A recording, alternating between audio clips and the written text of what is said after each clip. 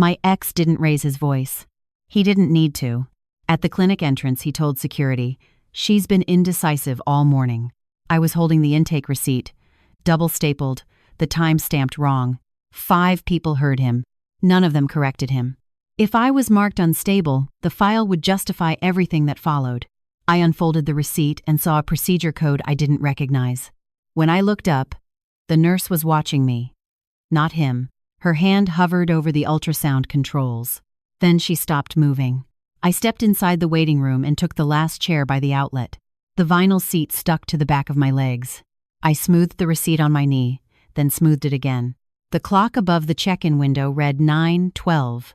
I had taken unpaid time off for this appointment. That meant $40 gone before anything else happened. I thought it was a misunderstanding. Later, I learned it was a paper trail. My phone buzzed once in my pocket. I did not look. I could already feel his version of me taking shape in the room. Indecisive, emotional, hard to manage. The counselor called my name and did not meet my eyes. She handed me a clipboard and turned it so the page faced me. "Just confirm," she said. Her pen hovered over a box I had never checked. I ran my finger along the edge of the paper. The staple had bent the corner. I flattened it against the clipboard and felt my breath shorten. "You agreed earlier," my ex said, calm, practiced. He kept his hands open, like he was offering help. I watched the security officer shift his weight. No one asked me anything. I stood and followed the nurse toward the ultrasound room, the receipt folded into my palm like something fragile, not knowing that the wrong timestamp would be the first thing that saved me. The receipt showed 9:46, and my appointment was logged at 9:30. The check-in line moved like molasses. A toddler kicked the leg of a chair and laughed. A man in work boots kept tapping his car keys. I held my receipt flat on my palm and stared. That double staple was the only thing I trusted. The front desk clerk wore a badge that said Mina. She slid my clipboard back through the slot. "Have a seat. They'll call you," she said. Her voice was too bright, like a sales pitch. My ex leaned in close, smiling for Mina. "She's been all over the place today," he said. "Indecisive. Emotional. You know how it gets." I watched Mina's eyes flick to the counselor's office door. Then she looked down fast, like she could hide there. I folded my receipt once, then unfolded it again. My hands would not stay still. Behind me, 2 women stopped talking mid-sentence. I could feel their attention on my shoulders. I kept my face forward, like a statue. My phone vibrated in my coat pocket. I did not want to see it, but my body moved on its own. I pulled it out and turned the screen low. A social post sat at the top of my notifications. My ex's name, with a neat little caption. "Hard choices require maturity," it read. The clinic account had been tagged underneath. My stomach tightened like a drawstring. I opened the comments and immediately regretted it. 43 reactions. A few people I recognized from our neighborhood. I locked the phone and slid it under my thigh. The vinyl seat squeaked when I shifted. I told myself to breathe slow, count my breaths. Then I realized I was already counting. The counselor stepped into the waiting room. Her badge read Marisol Grant, and she held a clipboard. "Lena Park?" she called, voice steady. I stood up too fast.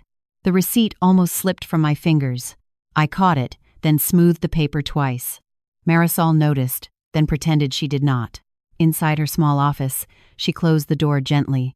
A box of tissues sat centered on the table. She placed my chart down and turned it toward me.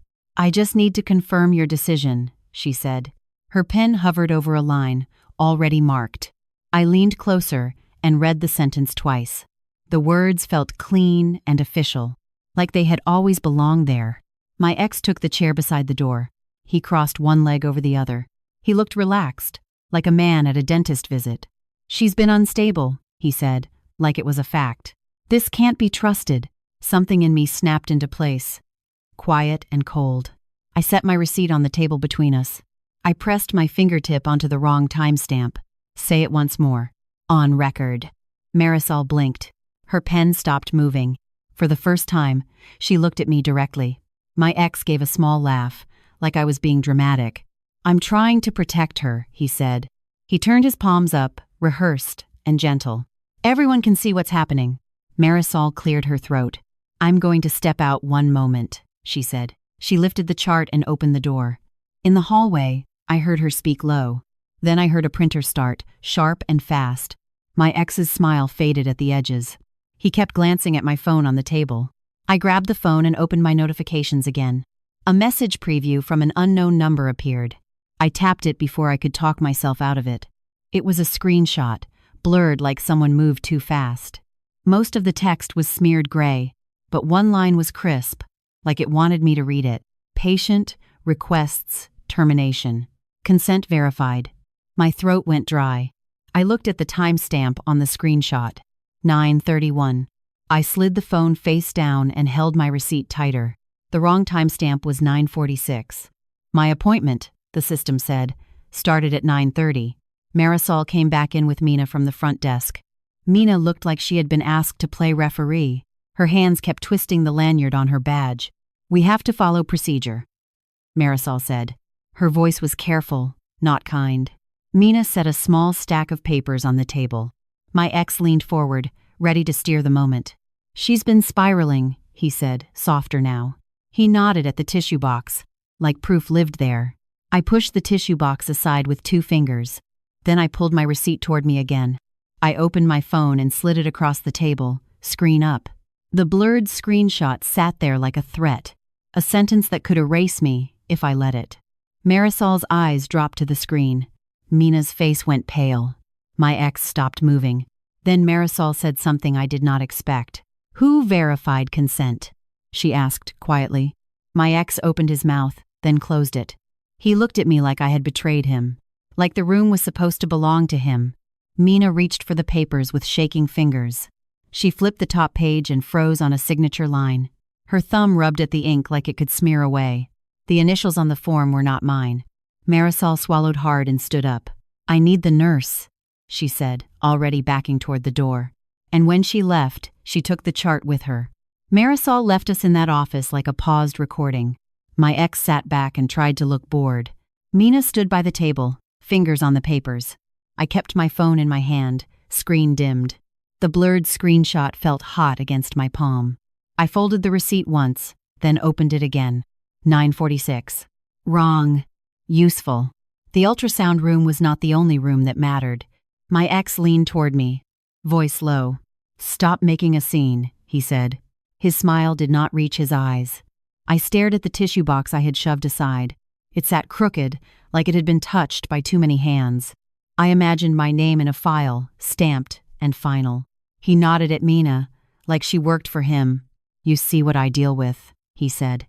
"It's why she shouldn't be making decisions." Mina's jaw tightened. She did not answer him. She just kept rubbing her thumb over the initials line. The door opened hard enough to rattle the frame. A nurse stepped in, hair tucked tight, badge reading Tanya Rivera. She looked straight at Mina first. "Come with me," Tanya said to Mina. Then she looked at Marisol's empty chair. "Now." My ex tried to stand, like he belonged in the hallway. Tanya lifted her hand, palm out. "No," she said, flat. "Stay." He froze, offended. "Excuse me?" Tanya did not blink. "This is not about you," she said. Her voice stayed calm, but her eyes did not. She turned to me. "Lena, bring your phone," she said. "And bring that receipt." I stood up slowly. The chair squealed against the floor. I smoothed the receipt one more time and held it flat, like a fragile contract. In the hallway, the clinic smelled like disinfectant and burnt coffee.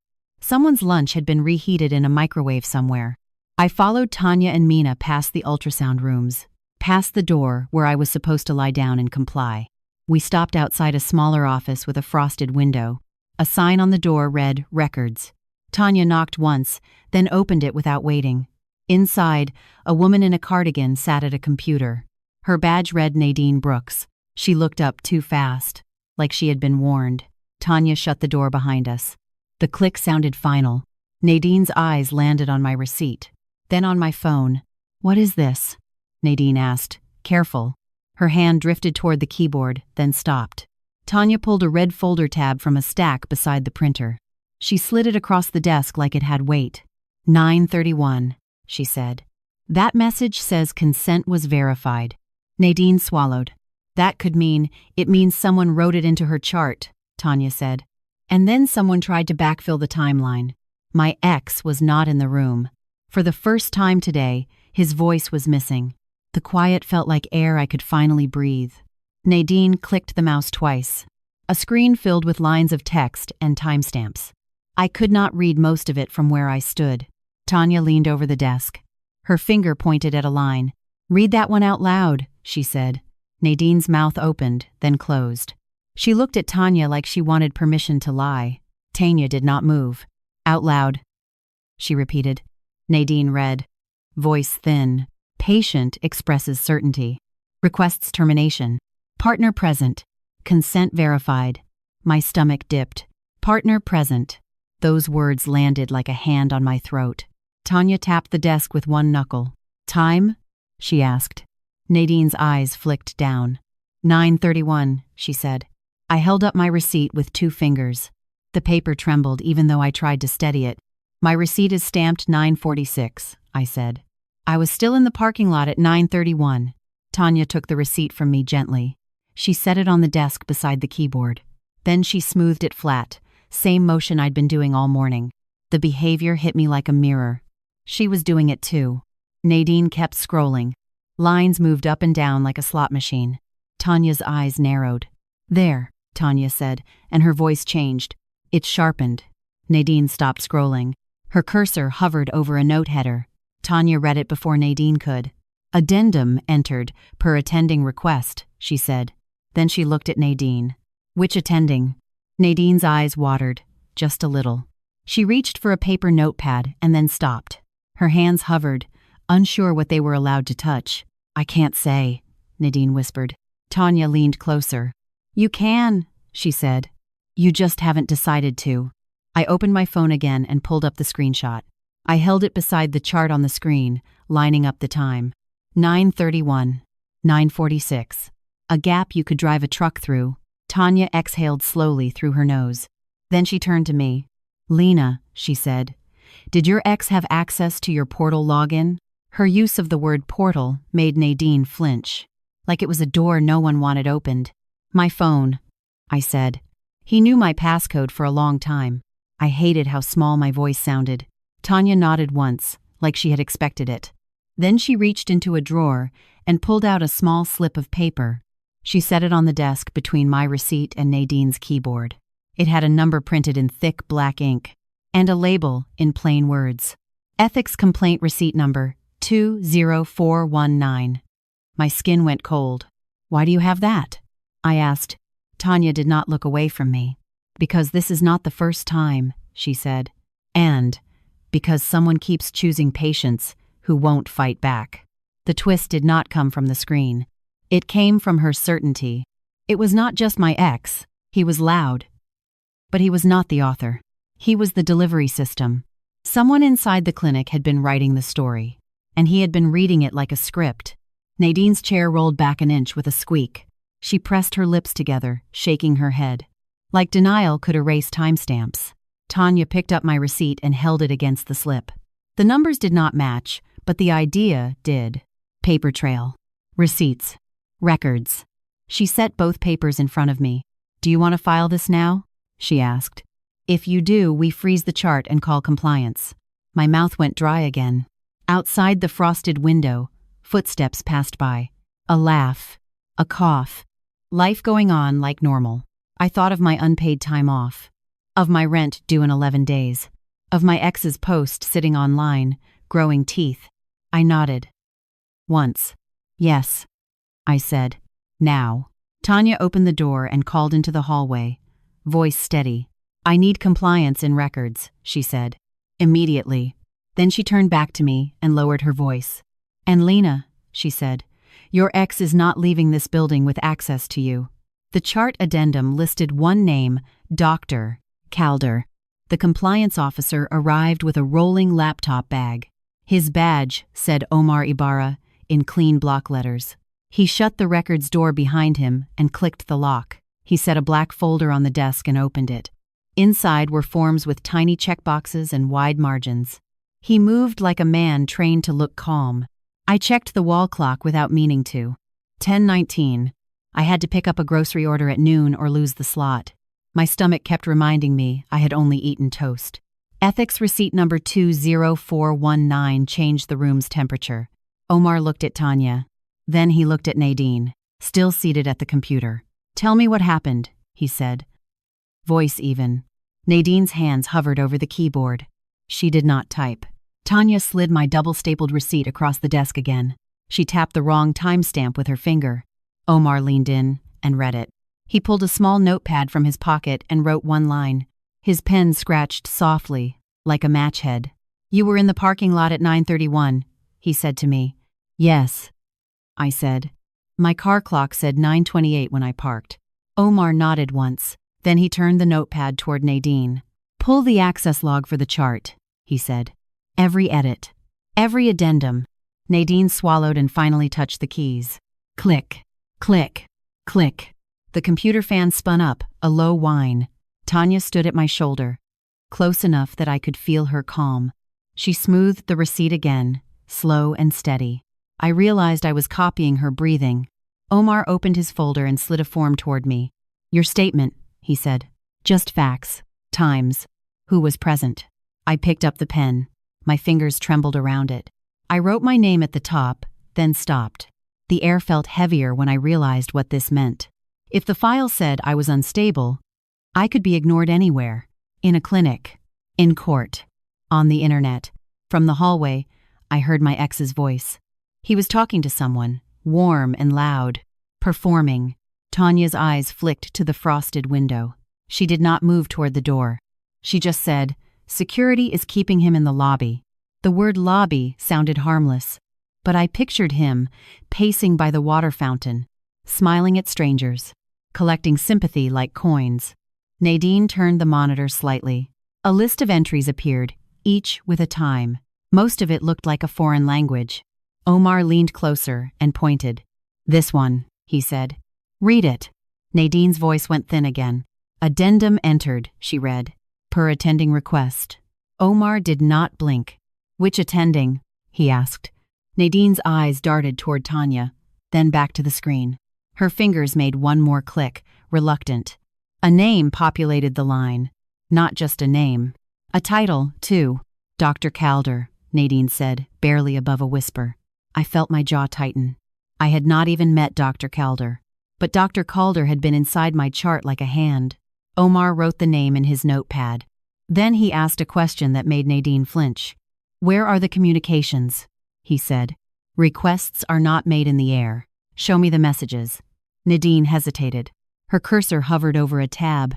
It looked like she was deciding whether she could survive telling the truth. Tanya's voice stayed calm. "Open it," she said. Nadine clicked. An email window filled the screen. A thread of messages, stacked like bricks. Omar leaned in, reading fast. He reached into his bag and pulled out a portable printer. He set it on the desk and plugged it in. The cord slid across the papers like a boundary line. "Print the thread," he said. Nadine's fingers moved. The printer whirred, then spit out pages with a clean snap. Each page landed in the tray with a soft slap. I watched the first sheet as it came out. There was a subject line in bold. It had my last name in it. Subject: Lena Park Consent Verification Guidance. The words made my skin crawl. Guidance. Like I was a policy problem, not a person. Omar lifted the pages and flipped through them quickly. His face did not change, but his shoulders tightened. He slid one page toward me and pointed to a single line. "Read that," he said. My eyes landed on the sentence. It was written like a simple instruction. "Use the addendum template to document patient certainty," it said. "Partner may confirm if patient is distressed." My throat closed. I could taste the disinfectant in the air. Tanya's hand rested lightly on the desk near my receipt. She did not touch me, but she anchored the space. I noticed her knuckles were white. Omar kept flipping. Then he stopped on another page. He tapped the sender name with the tip of his pen. It was not Nadine. It was not Marisol. It was someone with authority in the network. He looked at me. "The clinic did not start this," he said. I stared at the ink. The neat black letters. My rent. My groceries. My hours. All of it suddenly felt smaller than a subject line. "Who did?" I asked. Omar did not answer me right away. He pulled a manila envelope from his folder and slid the printed pages inside. He sealed it with a strip of tape, then wrote a number on the front. He stood and opened the door a crack. "Security," he called, voice controlled. A security officer stepped into view. "Yeah?" he said. Omar handed him the sealed envelope. "Take this to the front desk," he said. "Do not let anyone touch it." The officer nodded and disappeared down the hall. I heard my ex's laugh again, closer now, like he was moving toward us. Tanya stepped between me and the door without looking dramatic. She picked up my double-stapled receipt and held it flat. Her eyes met mine. "Your statement matters," she said. "Do not let him rush you." I nodded, pen still in my hand. I wrote the first sentence. At 9:28, I parked. At 9:31, someone wrote, "Consent verified."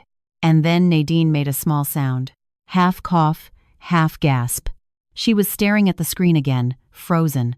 Her fingers hovered over the mouse like it had turned to glass. Omar leaned in. "What now?" he asked.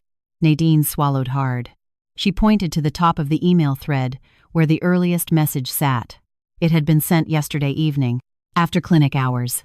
And the sender line was not Dr. Calder. It was my ex's email address. The message preview read, "I can make her sign, if you need." The police station front desk smelled like wet wool and old coffee. A vending machine hummed in the corner like it was thinking. I kept my receipt in my coat pocket, flattened now from handling. Omar carried the sealed envelope under his arm like evidence, not paper. Tanya walked on my other side, badge turned inward. My ex followed a few steps behind, still smiling. Like this was a misunderstanding he could charm into nothing. He came here like I was the problem to manage. At the front desk, a clerk with tired eyes looked up. Her nameplate read, Shauna. She slid a clipboard toward Omar, then toward me. "What are we filing?" Shauna asked. Omar placed the sealed envelope on the counter and tapped it once. "Medical record tampering and coercion," he said. His voice stayed flat, like he had practiced calm. My ex laughed under his breath. "That's dramatic," he said. He leaned forward, elbows almost touching the envelope. Shauna's eyes flicked to him, then back to me. She waited, like she'd learned not to pick sides. Omar pulled the printed email thread from his bag. He did it slowly, deliberate, paper on counter, a finger holding the top page in place. He pointed to the subject line in bold, Lena Park Consent Verification Guidance. Then he slid the page with my ex's message closer to Shauna, the one that had made Nadine gag. "I can make her sign, if you need." My ex's smile turned brittle. He reached for the page like it was his property. I stepped closer and put my palm flat over the paper. Not hard, just enough to block him. "Back up. You don't get access." The words came out clean. I surprised myself with how steady they sounded. Shauna's posture changed. Her shoulders squared, like she'd seen this before. She picked up her desk phone and pressed a button. "Officer to the front," she said. Her tone was not urgent. It was final. My ex's face tightened. He tried to reframe it fast. "She's unstable," he said, louder now. "She's trying to punish me because I told the truth." He made sure the people on the benches heard him. A man in a rain jacket looked up. A woman with a stroller paused mid-rock. I felt that familiar heat of eyes, the public weight. Then my ex used the line that made my stomach turn. "Please step aside while we finish this." Like he could order me out of my own life. I did not step aside. I reached into my pocket and pulled out my double-stapled receipt. I placed it on the counter, right beside the envelope. Wrong timestamp facing up. Omar opened his folder and slid my statement forward. Times. Parking lot. 9:28. Chart entry. 9:31. Receipt stamp. 9:46. Shauna read without changing her face, but her fingers slowed on the paper, like she was making it real. An officer stepped out from a back hallway. His name patch read Bennett. He looked at the envelope first, then at my ex. "What's going on?" Officer Bennett asked. Omar spoke before my ex could. He kept his words spare. "Coercion," he said. "Falsified medical documentation. Email trail." My ex lifted his hands like surrender. He aimed his smile at Officer Bennett. "This is a private family matter," he said. "She's spiraling." "I'm trying to help." Officer Bennett did not return the smile. He looked down at the printed page again, the one with the message preview. "I can make her sign if you need." Officer Bennett's jaw moved once, like he was chewing a decision. Then he asked Omar, "Is this her chart?" Omar nodded. "And this is the clinic network thread. Printed by compliance." Officer Bennett turned to my ex. "Sir," he said, "step back from the counter." My ex's eyes widened, offended. He opened his mouth to argue. Officer Bennett did not let him. "Now," he said. "One word. Control." My ex took a half step back, still trying to perform. "I didn't touch her chart," he said. "I just asked questions." "That's not a crime." Omar slid one more page forward. A clean signature block, a sender line, a reply chain that showed who asked for what and when. Shauna's finger traced the timestamps in silence. Yesterday evening. After hours. My ex's email address at the top. On the benches behind us, someone whispered, "I didn't look." I kept my eyes on the counter, on paper, on proof. The subject line had my name like a warning label. Officer Bennett nodded once, then spoke into his radio. His voice stayed calm, but it tightened the room. "Need a supervisor at the front desk," he said. "Possible coercion, document tampering."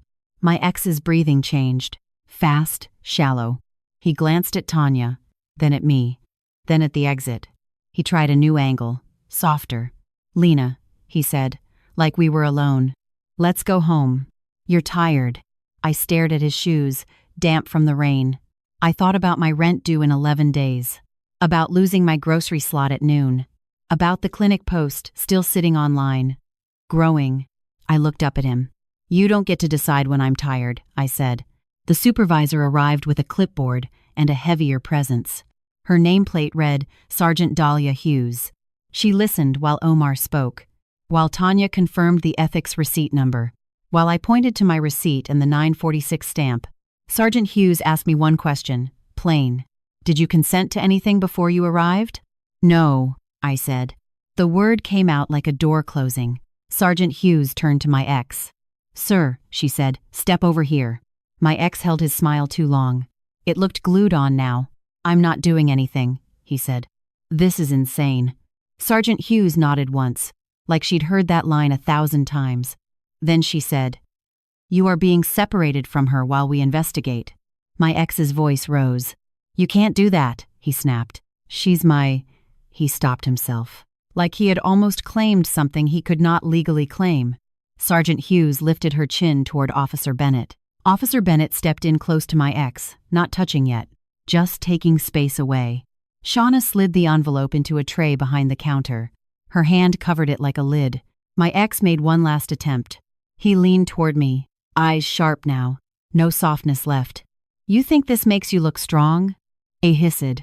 "Wait until everyone sees what you are." Sergeant Hughes stepped between us. Her body blocked his line of sight, like a wall. "You're done," she said. Outside the glass doors, blue lights flashed against the wet pavement. The reflections stuttered across the lobby floor like water. Officer Bennett guided my ex toward the side hall. Not rough, just firm. Like moving someone out of a place they no longer owned. My knees went weak when I realized it was real. Not an argument. Not a clinic misunderstanding. A process. Omar picked up my receipt with 2 fingers and handed it back. The paper felt lighter now, like it had done its job. Tanya leaned in, voice low. "Your file is frozen," she said. "And the post is about to come down." I swallowed. My phone buzzed in my pocket again. One vibration. Then another. I pulled it out and saw a new notification from the clinic account. A fresh post title, already live. Statement regarding patient safety incident Lena Park. The clinic statement loaded before I could brace for it. Blue and white banner. Calm font. My name centered. My thumb hovered over the screen like it might bite me. I stood under the police station awning, rain ticking on the metal edge. Tanya held her phone out too, reading faster than me.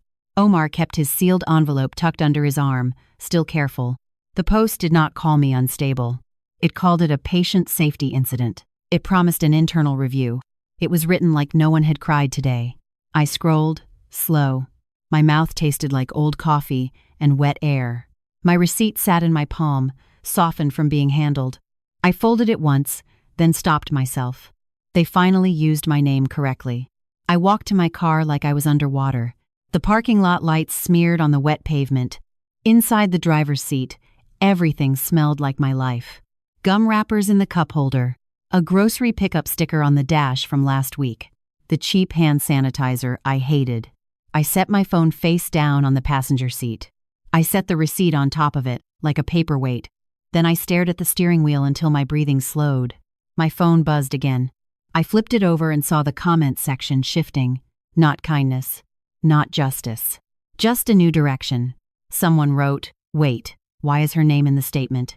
Someone else wrote, "That sounds like a cover." A few people deleted their earlier comments under my ex's post. A couple did not. My ex's post was still up for one more minute. I watched the clock in the corner of the screen. 10:37, 10:38. Then it vanished, replaced by a gray box that said the content was unavailable. I swallowed hard, like I had been holding that moment in my throat. Tanya knocked lightly on my window. I rolled it down 2 inches, just enough for sound. "They're separating him from you," she said. "Paperwork is filed. He can't contact you right now." I nodded like I understood, even though I barely did. Omar leaned closer, rain beating on his hair. "You will get follow-up calls," he said. "From compliance. From the clinic network. Possibly from counsel." He said counsel, not attorney. Like he didn't want to scare me. But it still landed heavy. I glanced at the time. 10:44. My grocery pickup slot was gone. I should have cared more than I did. Tanya's voice softened. "You did the right thing," she said. "Not a speech. Just a fact." She stepped back, giving me air. Omar walked away toward his car. Envelope still held tight. I watched him for a moment, like he was carrying my name to safety. I started my engine and sat there. The heater blew out a smell like dust burning off. My hands gripped the wheel too hard. A memory kept replaying. My ex at the clinic entrance. His voice smooth, confident. "She's been indecisive all morning." He had used that word like a key, like it would open doors he shouldn't enter. Now those doors had numbers. A report. A statement. A log. A process that didn't care about his smile. My phone chimed with an email notification. Sender. The clinic network. Subject line. Follow-up regarding patient safety incident. I did not open it yet. I stared at it, then turned my phone over again. I didn't need more words. I needed consequences. At home, I kicked off my shoes by the door. My apartment felt too quiet, like it had been holding its breath. A sink full of dishes waited with dull patience. I washed my hands anyway. Not because they were dirty, because the gel smell from the clinic still clung to me. I set the receipt on the kitchen table corner, the same spot where I sorted bills and grocery lists. I smoothed it flat with my palm, slow. Once, twice. My laptop sat closed on the counter. I opened it and typed my rent portal password with shaking fingers. Then I stopped and closed it again. Not tonight. I could be broke tomorrow, but I couldn't be broken tonight. My phone buzzed one more time. A text from an unknown number. "Lena, this is Marisol Grant. I'm sorry. Are you safe?" I stared at the message until the letters blurred. I typed back with my thumb. Deliberate. "I'm home. Do not contact him." Then I went to my contacts and changed my passcode. Not a dramatic moment. Just a small lock clicking shut. I sat on the floor by the couch, back against the cushion. I let the quiet settle on my shoulders. Outside, a car passed with a soft hiss on wet street. I thought about the nurse, Tanya, and her steady hands. About Nadine's face when the screen showed the truth. About Omar's sealed envelope leaving the building untouched. I thought about the word my ex used, like a weapon. Unstable. I opened my phone and went to the clinic statement again. I took a screenshot of the part that mattered. Not the apology. Not the polished language. The line that admitted an incident happened. Then I saved it in a folder and named it with the date. Not because I wanted revenge. Because I wanted a record. Before bed, I turned off notifications. I put my phone in a drawer. I left the receipt on the table, flattened and visible. In the bathroom mirror, my face looked the same. But my eyes didn't. They looked like someone who had been written into a file and refused it. I climbed into bed, fully clothed, and listened to my own breathing.